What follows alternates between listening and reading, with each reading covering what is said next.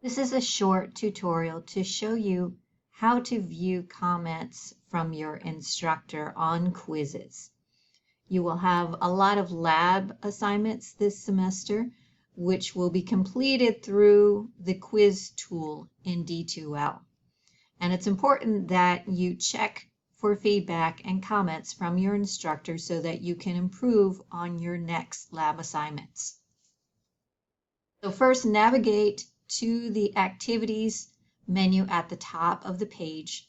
Click on it to allow the menu to drop down. Select Quizzes from the menu. Identify the quiz or the lab that you wish to review the comments on. And you can select the drop-down menu beside the name of the lab and click on Submissions.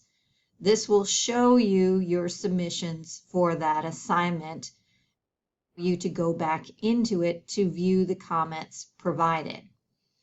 If you accidentally click on the assignment itself, it will basically take you to the assignment. You do not want to start a new assignment. You want to view the assignments that you have completed.